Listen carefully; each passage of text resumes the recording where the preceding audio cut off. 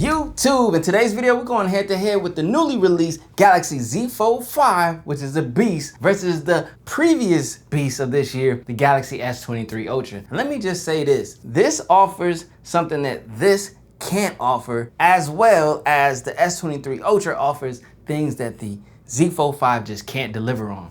So I will not lie, this is going to be an absolute slugfest. These are the two most expensive high-end devices that you can get out of Samsung's offering, and it's worth the battle. All right, first thing to discuss is design. As always, both have this beautiful frosted back end, both have the Armor aluminum siding, both are high quality, high-end, well-built, well-designed devices. But separating between these two, starting with the weight, we have the Z Fold 5, which is the heaviest at 253 grams versus the S23's Ultra, 234 grams.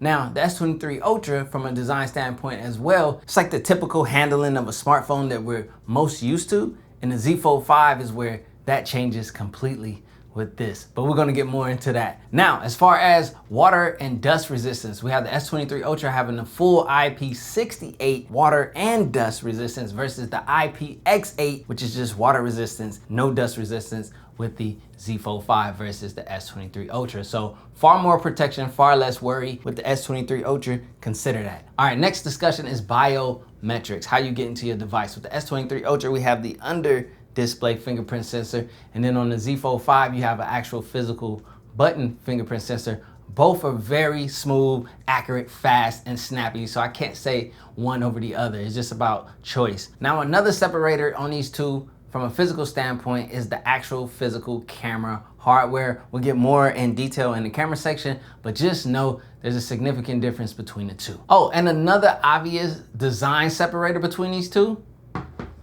S23 Ultra has its S Pen built in, which is an extreme convenience in comparison to having to have a physical case that adds bulk to the Z Fold 5 in order to carry the massive Z Fold 5 S Pen. Now, they have that new thin S Pen case. I'm not a fan of that thin S Pen. Let me grab the real S Pen.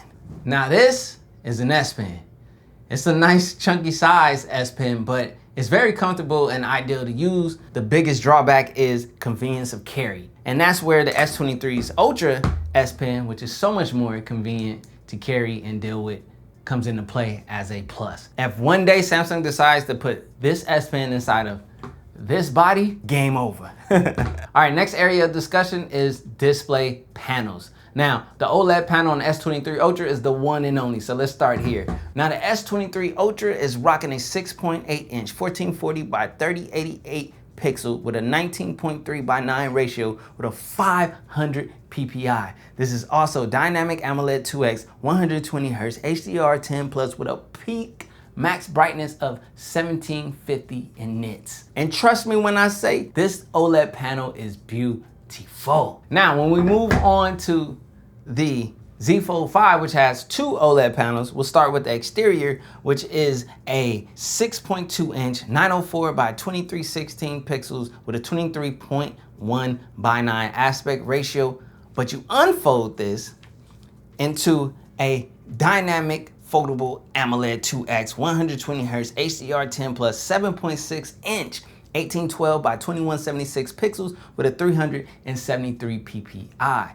So by far, the Galaxy S23's Ultra's OLED panel has a far denser, more in-depth picture quality. It's just facts. And they both offer the same peak nits of brightness. So honestly, when it comes to the OLED panels, it's really about, do you want what's traditional and familiar, or do you want what's new and future? That's literally what it comes down to, because you're getting two in the package of one with the Z Fold 5 versus the one. And this is the one. It's one of the best OLED panels on any smartphone that I've used to date. Now, when it comes to platform, both of these are on the Samsung One UI 5.1 platform with the 5.1.1 on the Fold 5. It must be that little foldable extra 0.1. And they're both running the smooth One UI 5 experience. One UI 5 is by far my favorite One UI to date. Shout out to Samsung. They've reduced the clutter. You still got a little more to do, but at the end of the day, you know, it's very feature packed, very clean, very smooth, and very reminiscent of that pure Android experience that I appreciate. So that's why I'm taking my hat off to Samsung W. And just to be clear, both of these are rocking the exact same chipset with the Snapdragon 8 Gen 2 4nm platform, as well as, I believe they have the exact same processor in them as well. The Adreno 740, same CPU, same everything. The main difference is the platform and design as to how it's implemented and built, as well as the optimization.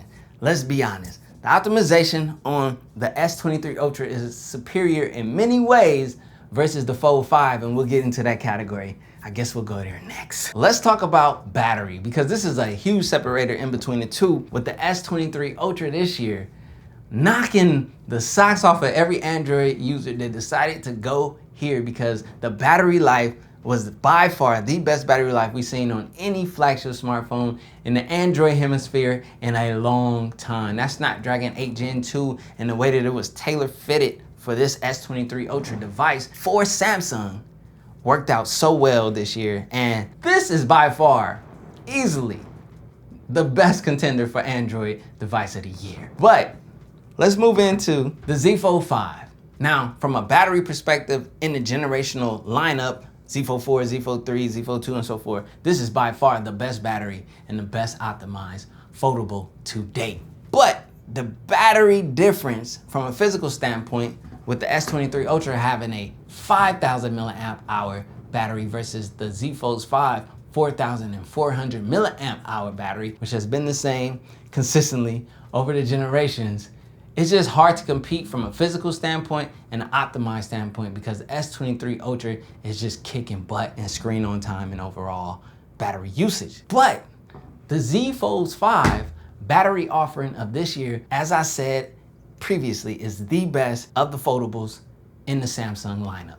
And it is so much more of a breath of fresh air from what we're used to. But the thing is, with so many physical constraints at that 4,400 milliamp hours, there's only so much you can do, especially with the display getting brighter and everything changing and the performance getting better and so forth. But it's still a fair battery offering. But the king of battery and undefeated champion is the S23 Ultra. Now, as far as wireless connectivity, the platforms are exactly the same. The latest Bluetooth 5.3 on both of these devices, as well as the same Wi-Fi tri-band chip in both of these devices. And another area these are exactly the same is in the storage and memory compartment. Both of them have the UFS 4.1 offering in storage, as well as up to 12 gigabytes of RAM on both of these platforms. Now, here's where things separate by far: the camera department. Now, before I go outside, let me break a couple things down from a physical, technical standpoint to show you the difference in cameras. When you go to the rear of these, you're getting a 50 megapixel main wide camera versus a 200 megapixel main wide camera on the S23 Ultra. And these are the biggest separators, so let's go outside, do a camera test, and see if the separation can be seen. Whew.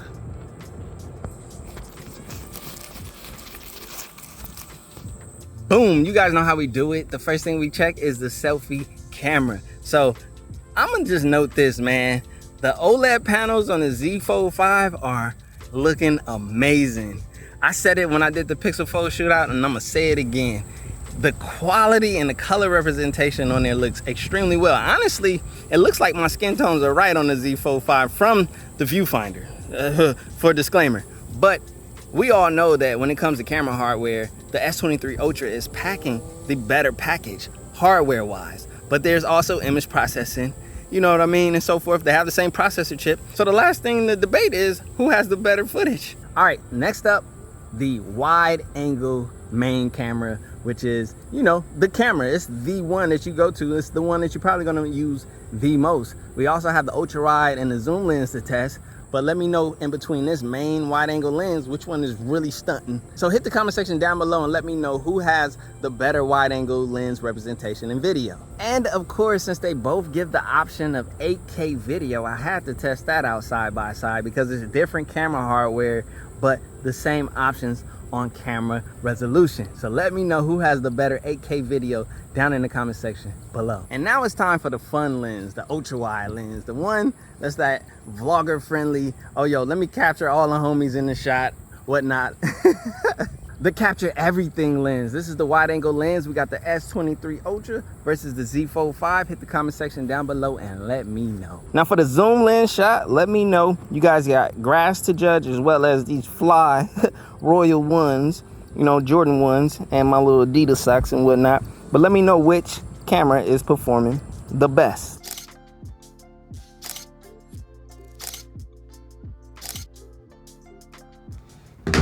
Whew.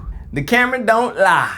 Now, let's get into the most important topic, which is user experience. And before I go there, let me just really quick shout this out. From a performance standpoint, I know I spoke about the chips, but I didn't get too much in performance. The Geekbench scores, which I know I don't really get into, but just from a technical standpoint, they're very much in line with one another. So I don't see performance being a indicator or separator between the two. All right, next up, let's talk about user experience. The most important topic by far. The collection of all of these specs and nonsense that we've been speaking about. How do they perform from a day-to-day usage standpoint? Now, let's start off with the Z Fold 5. Because this offers a user experience that the S23 Ultra just can't give you, in the fact that you have literally a tablet, phablet, whatever you want to call it, that folds down to a pocketable form and gives you two displays and OLED panels to choose from, two different ways to interact and use your device, and many ways to experience a smartphone that the typical glass sandwich just can't give you. And that's the beauty in the Z Fold 5. This is an experience which adds overall to the user experience. Being able to open up multiple social media apps and have it expand to a larger platform and viewpoint is just something unlike what we're used to. And that's really where the Z Fold 5 shines. This is a productivity hog, a productivity beast. This is a high-end business device. This is a boss hog. This is one of the best user experience in the smartphone arena that you can get to date, is the Samsung Galaxy Z Fold 5. I love consuming media on a Z Fold. I love doing all of my tasks and whipping out my S Pen and typing and just doing things on a far larger display than what we're used to. I absolutely appreciate and enjoy the user experience of the Samsung Galaxy Z Fold 5. But with that being said, there are separators to the tried and true. What's not so new, but it's proven. The S23 Ultra's platform and form factor is proven by far. Best in-class battery on any Android device, by far. You can get careless about charging your device, you can make mistakes, you can forget, and you can still survive. Multi-day battery by far on the Android platform, which is not the norm, which is why you have to shout it out. One of the best physical OLED panels on any smartphone in the market is on the S23 Ultra in a more practical, usable, and familiar traditional aspect ratio, which means that consuming media will look more visually appealing on the S23 Ultra. Versus the Z Fold 5 unique aspect ratio, which causes for a unique visual media consumption experience. Not to knock it, but this is far more traditional and far more tried and true. You have the best, or some of the best in-class camera hardware that Samsung has to offer. You have a platform that's familiar to so many people. All of my Note users, once a Note user, always a Note user, this is where you're gonna feel at home. I'm mainly talking about the reality that you can pull the S Pen out from the body, because you can use the S Pen on the Z Fold 5 and get that same Galaxy Note experience from an S Pen's perspective. Let's just be clear. When it comes to user experience, between the two is really a question of preference. It's a choice of experience. What do I wanna do? Do I wanna do the typical tried and true traditional smartphone experience, or do I want to slide into this new world of foldable devices? That's literally your answer to whether or not the S23 Ultra or the Z Fold 5 is right for you. It was always me versus me. It was never me versus you. Misunderstood. Get up, had to beat those eyes. Got up and I beat those eyes. It's understood. It was always me versus me. It was never me versus you. And now I'm good. Wake up and I do my part. Wake up and I do my job just how I should. It was always me versus me. It was never me versus you. Misunderstood. Get up, had to beat those odds. Got up and I beat those odds. That's understood. It was always me versus me. It was never me versus you. And now